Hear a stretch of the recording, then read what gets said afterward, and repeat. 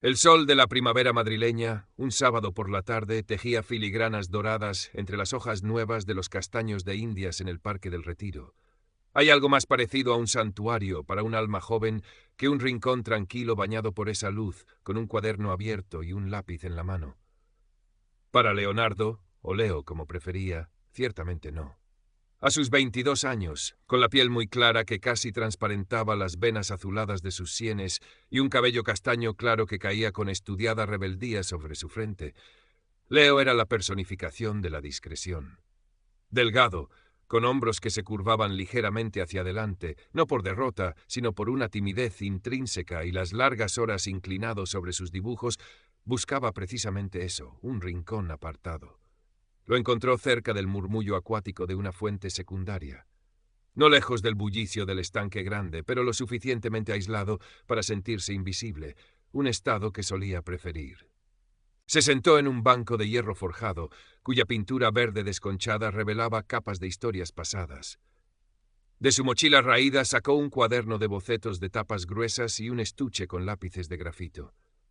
Sus manos, a menudo manchadas de pigmento o tinta, se movían con una delicadeza que contrastaba con la sencillez de su atuendo. Unos vaqueros desgastados pero limpios, una camiseta básica de algodón y unas zapatillas de lona que habían visto mejores días.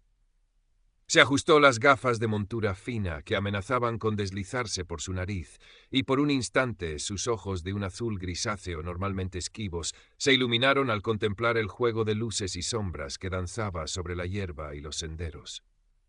La paz.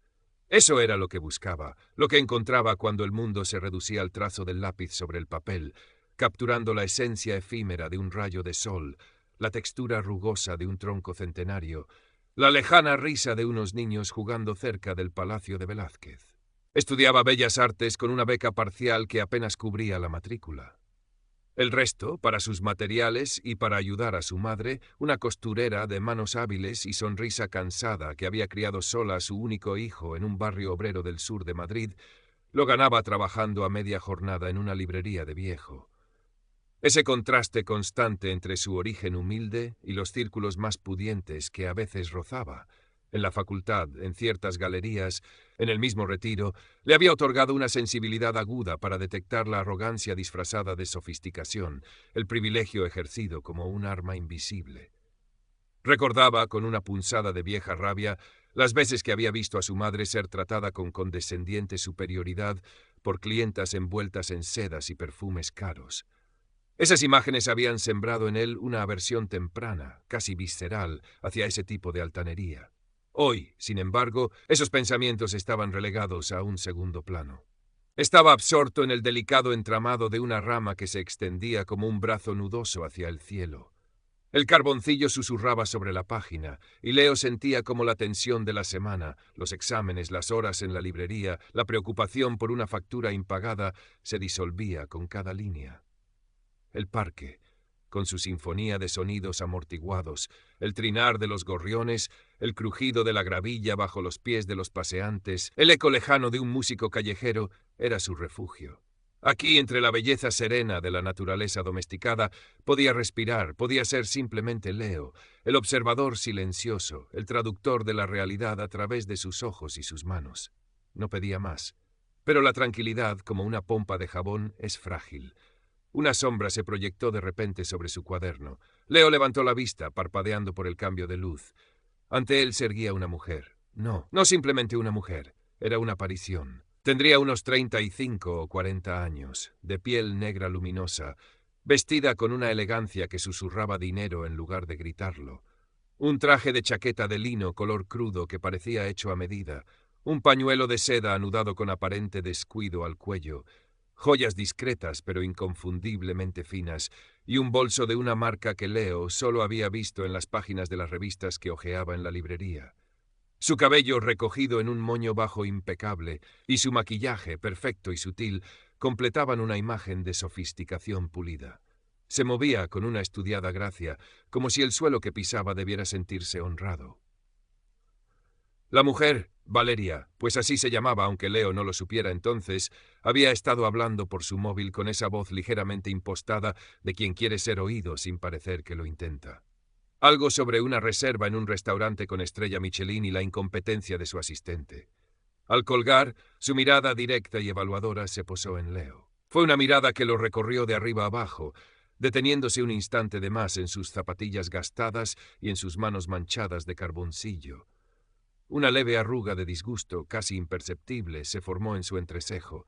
Era como si Leo fuera una nota discordante en la armonía perfecta de su tarde, una pequeña imperfección en el paisaje de su parque. Decidió en ese instante que él estaba demasiado cerca, que su aspecto desentonaba. Valeria carraspeó, un sonido delicado pero cargado de intención. Leo, sintiéndose repentinamente expuesto, bajó la mirada a su cuaderno, como si allí pudiera encontrar refugio. «Disculpe», comenzó Valeria, su voz meliflua, pero con un matiz metálico que no pasó desapercibido para el sensible oído de Leo. «¿No cree que está ocupando demasiado espacio?» Leo levantó la cabeza, sorprendido. El banco era largo y él apenas ocupaba un extremo. Miró a su alrededor, confundido. «¿Perdón?» «Digo», continuó Valeria, con una sonrisita que no llegaba a sus ojos fríos, «que algunos no entienden que estos sitios son para el disfrute de todos, no para instalarse como si fuera su estudio particular». Su mirada se desvió hacia el cuaderno de Leo con una clara connotación de menosprecio.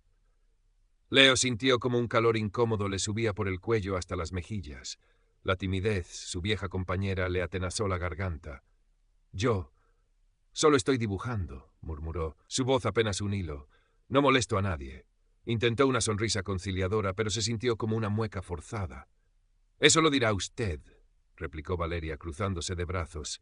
Su bolso de marca se balanceó ligeramente. «Hay gente que viene al parque a relajarse, a disfrutar del paisaje, no a encontrarse con esto». Hizo un gesto vago que abarcaba a Leo y sus modestas pertenencias. La implicación era clara. Él no encajaba. En un banco no muy lejano, bajo la sombra generosa de un tilo, doña Carmen, una mujer de unos 70 años, de cabello blanco recogido en un moño sencillo y ojos vivaces y observadores, levantó la vista de la novela que estaba leyendo. Con la discreción que dan los años y la costumbre de observar el mundo desde la calma de un banco del Retiro, había percibido el cambio en la atmósfera. No había oído las primeras palabras, pero el lenguaje corporal de la elegante mujer y la postura encogida del joven le contaron una historia familiar. Dejó el libro sobre su regazo y se ajustó las gafas, observando la escena con una atención renovada pero sin aspavientos. Leo tragó saliva. La injusticia de la acusación le picaba por dentro, pero su aversión al conflicto era más fuerte. «De verdad, no estoy haciendo nada malo», insistió, su voz aún baja. «Si quiere, me muevo a otro sitio». Estaba a punto de empezar a recoger sus cosas, deseando solo que la tierra se lo tragara. Pero Valeria no parecía dispuesta a dejarlo así. Quizás la sumisión inicial de Leo la envalentonó, o quizás simplemente disfrutaba de ese pequeño ejercicio de poder. Su tono se volvió más cortante. «¿Y no tiene un sitio mejor donde hacer sus cosas?», preguntó, la pausa antes de hacer sus cosas cargada de desdén. «¿Una habitación, quizás?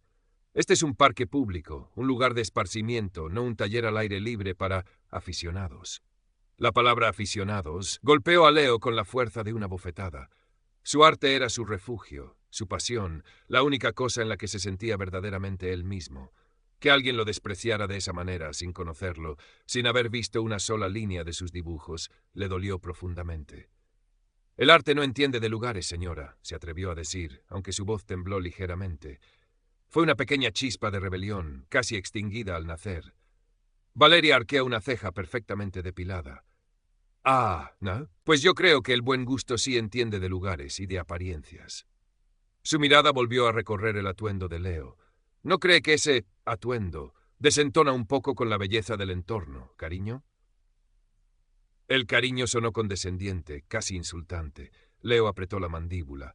Sentía la sangre bullirle en las venas. El recuerdo de su madre aguantando con una sonrisa forzada los comentarios impertinentes de clientas ricas le vino a la mente con una claridad dolorosa. Él no era su madre. Él no tenía por qué sonreír y aguantar. Pero las palabras se negaban a salir. Valeria, interpretando su silencio como una victoria, dio un paso más cerca. Su perfume caro, una mezcla de flores exóticas y algo indefiniblemente lujoso, invadió el espacio de Leo, haciéndole sentir aún más acorralado. «A ver», dijo, con un nuevo brillo de curiosidad maliciosa en los ojos, ¿Qué tanto garabateas con tanto misterio? ¿O es que dibujas cosas que no se deben ver? Intentó mirar por encima de su hombro, invadiendo descaradamente su espacio personal. Su mano, adornada con un discreto pero visible anillo de diamantes, incluso amagó con tocar el cuaderno. Déjame ver. Ese fue el límite.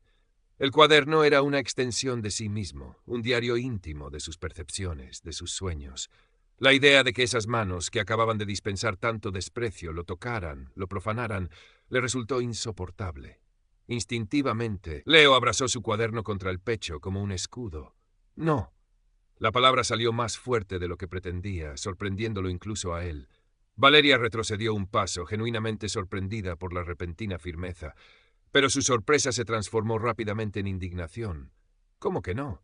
¿Qué escondes ahí, eh? ¿Me estabas dibujando a mí sin permiso? Porque eso, jovencito, es una falta de respeto muy grave. La acusación era tan absurda que Leo casi se ríe, pero la tensión era demasiado palpable. No le estaba dibujando a usted, dijo, su voz ahora más firme, aunque todavía teñida de una emoción contenida. Estaba dibujando los árboles, y aunque la estuviera dibujando, este es un lugar público, pero no lo hacía. No te creo, espetó Valeria. Su fachada de sofisticación comenzaba a resquebrajarse, revelando una irritabilidad impaciente. La gente como tú siempre está tramando algo, seguramente buscando la manera de molestar o de aprovecharse. ¿Gente como yo? Repitió Leo, y esta vez no había temblor en su voz, solo una fría incredulidad. ¿A qué se refiere con gente como yo, señora? Valeria pareció darse cuenta de que había ido demasiado lejos con esa frase, pero su orgullo le impidió retroceder. Ya sabes a qué me refiero, dijo con un encogimiento de hombros displicente. Gente que no respeta los espacios, que no entiende de normas sociales básicas. Leo sintió una oleada de cansancio, pero también una extraña calma. La adrenalina inicial estaba dando paso a una resolución fría. Había pasado toda su vida sintiéndose pequeño, invisible, tratando de no molestar, pero esta mujer, con su arrogancia y su clasismo apenas velado, había cruzado una línea invisible, no por él, sino por lo que representaba. El derecho a existir, a crear, a ocupar un espacio sin ser juzgado por las apariencias. Levantó la mirada y por primera vez la sostuvo directamente en los ojos de Valeria. Sus ojos azul grisáceo, normalmente esquivos, ahora brillaban con una intensidad tranquila pero inquebrantable. El sol, al filtrarse entre las hojas, creaba un leve halo alrededor de su cabello desordenado, dándole un aire casi etéreo, pero su voz, cuando finalmente habló, fue terrenal y firme. Señora, comenzó, y el tono respetuoso contrastaba con la dureza de sus palabras. Con todo respeto, creo que usted está siendo profundamente maleducada e invasiva. Hizo una pausa, dejando que las palabras flotaran en el aire cargado. Este es un espacio público, y yo tengo tanto derecho a estar aquí y a disfrutar de él como usted.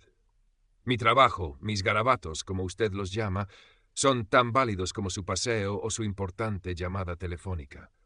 Señaló su cuaderno. Y esto es privado. No tiene ningún derecho a exigirme que se lo enseñe a tratarme con la condescendencia con la que lo está haciendo. El silencio que siguió fue denso. Valeria lo miraba con la boca ligeramente abierta, como si no pudiera creer lo que acababa de oír. La inesperada resistencia del joven la había descolocado por completo. Su rostro, antes una máscara de controlada superioridad, se tiñó de un rojo furioso. Su pecho subía y bajaba rápidamente. La sofisticación se había evaporado, dejando al descubierto una ira pura y una herida en su orgullo.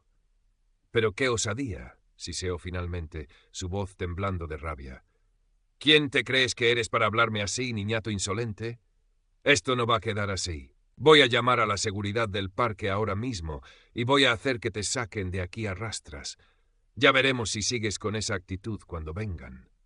Sacó su móvil caro, un último modelo brillante, y comenzó a teclear con dedos furiosos, aunque era evidente que era más una amenaza teatral que una intención real. Fue en ese momento cuando doña Carmen decidió que ya había visto suficiente. Se levantó de su banco con la lentitud deliberada de sus años, pero con una dignidad que imponía. Dejó su libro cuidadosamente a un lado y se acercó al pequeño grupo. Su presencia, aunque físicamente menuda, irradiaba una calma y una autoridad moral que contrastaban violentamente con la agitación de Valeria. «Perdone que me entrometa, señora», dijo doña Carmen, su voz clara y serena, sin alzar el tono pero audible para todos los que estaban cerca. Se dirigió directamente a Valeria, ignorando por un momento a Leo. Pero llevo un buen rato observando la situación desde mi banco. Hizo una pausa y sus ojos, a pesar de su edad, eran agudos y penetrantes. Y me parece, con todo el respeto que usted no está mostrando, que la única persona que está alterando la tranquilidad del parque y causando un escándalo innecesario es usted. Valeria se giró hacia doña Carmen, visiblemente desconcertada por esta nueva interrupción. Su mirada evaluó rápidamente a la anciana. Ropa sencilla pero pulcra, el aire de una vecina del barrio, claramente no alguien de su círculo. La descartó mentalmente como irrelevante. ¿Y usted quién es para meterse donde no la llaman, abuela?, espetó, el desprecio goteando de cada sílaba. Doña Carmen no se inmutó por el insulto. Una leve sonrisa, mezcla de tristeza y sabiduría, asomó a sus labios. Soy alguien que valora la educación y el respeto, señora, algo que parece que a usted se le ha olvidado en casa hoy. Su voz seguía siendo calmada, pero había un filo de acero en ella. El muchacho estaba tranquilamente sentado, dibujando sin molestar a alma viviente, hasta que usted decidió que su mera presencia le ofendía. Lo he visto todo. La voz elevada de Valeria y la intervención de doña Carmen habían atraído la atención de otros paseantes. Un par de jóvenes que pasaban en bicicleta redujeron la velocidad, curiosos. Una familia con niños pequeños se detuvo a una distancia prudente. Varias miradas se clavaron en Valeria, y en ellas no había admiración por su elegancia, sino una creciente desaprobación. El escenario había cambiado. Valeria ya no era la dueña de la situación, sino el centro de un espectáculo bochornoso del que ella misma era la única protagonista ridícula. Se dio cuenta. Pudo ver el juicio en los ojos de los desconocidos, el cuchicheo apenas disimulado. Su rostro, si era posible, se encendió aún más. La humillación era un veneno que se extendía rápidamente por sus venas. Ella, que tanto valoraba la imagen, el control, la percepción de superioridad, estaba siendo expuesta como una abusona clasista y maleducada. Intentó balbucear una defensa, algo sobre la gente que no sabe comportarse, pero las palabras se ahogaron en su garganta. Miró a Leo, que la observaba con una calma que la enfurecía aún más, y luego a doña Carmen, cuya mirada serena era como un espejo que le devolvía su propia fealdad. No había nada que decir. Había perdido. Con un gruñido ahogado, mezcla de furia y vergüenza, Valeria guardó bruscamente su móvil. Lanzó una última mirada cargada de odio a Leo y a doña Carmen como si fueran responsables de su propia debacle. «Gentuza», masculló entre dientes, una palabra que flotó en el aire como un miasma tóxico. Luego, dándose media vuelta con una rigidez que desmentía su habitual gracia, se alejó a toda prisa, sus tacones caros resonando con furia sobre la gravilla del sendero. Ansiosa por escapar de las miradas que la seguían como dardos. Su retirada no tuvo nada de elegante. Fue la huida de alguien cuya armadura de privilegio se había agrietado, dejando al descubierto la inseguridad y la mezquindad que albergaba debajo. Un silencio momentáneo cayó sobre el pequeño claro, roto solo por el lejano canto de un mirlo. Leo soltó un suspiro que no sabía que estaba conteniendo. Sentía el temblor de la adrenalina recorriéndole el cuerpo, pero también una extraña ligereza, una sensación de calma después de la tormenta. Doña Carmen se volvió hacia él y la severidad de su rostro se suavizó en una sonrisa amable y comprensiva. Le dio una palmadita en el brazo. «Bien hecho, joven», dijo con calidez. «A veces hay que poner en su sitio a quien no sabe respetar. Hay gente que confunde tener dinero con tener clase o tener derechos con tener la razón. No dejes que te afecte». Su mirada se posó un instante en el cuaderno que Leo aún sostenía firmemente. «¿Puedo?», preguntó con delicadeza. Leo, todavía un poco aturdido, asintió y le tendió el cuaderno abierto por la página en la que estaba trabajando. Doña Carmen lo observó con atención, sus ojos recorriendo las líneas del árbol, la sutileza de las sombras. «Tienes talento, hijo», dijo finalmente, devolviéndoselo con cuidado. «Mucho talento. No dejes que nadie te diga lo contrario, y mucho menos alguien que solo ve el mundo a través del cristal de sus prejuicios. Sigue con tu arte, que es muy bonito lo que haces y es lo que verdaderamente importa». Las palabras de doña Carmen fueron como un bálsamo para Leo. La validación de aquella desconocida, su sencilla sabiduría, significaron más para él en ese momento que cualquier crítica de arte elaborada. «Gracias», logró decir, su voz un poco ronca. «Muchas gracias, de verdad». «No hay de qué, muchacho», respondió ella, guiñándole un ojo. Ahora, si me disculpas, mi novela me espera. Y con otra sonrisa, regresó a su banco y a su lectura, como si nada extraordinario hubiera ocurrido. Leo se quedó de pie un momento más, procesando todo lo que había pasado. Miró a su alrededor. Los otros paseantes habían reanudado sus actividades, aunque algunas miradas curiosas todavía se dirigían hacia él de vez en cuando. El sol seguía filtrándose entre los árboles, la fuente seguía susurrando su canción acuática. El parque seguía siendo el mismo, pero algo en Leo había cambiado. Volvió a sentarse en el banco, pero esta vez su postura era diferente. Los hombros ya no estaban tan encorvados, su espalda estaba un poco más recta. Colocó el cuaderno sobre sus rodillas y cogió el lápiz. Por un instante, la imagen de Valeria, su rostro contorsionado por la rabia, volvió a su mente. Pero ya no sentía miedo ni intimidación, solo una especie de tristeza por ella, por su ceguera. El incidente le había dejado una marca, sin duda. La constatación de que el prejuicio y la arrogancia podían surgir en cualquier momento, en cualquier lugar, incluso en la belleza serena del retiro. Pero también le había dejado una lección invaluable. Había descubierto una fuerza en su interior que no sabía que poseía. La fuerza de defender su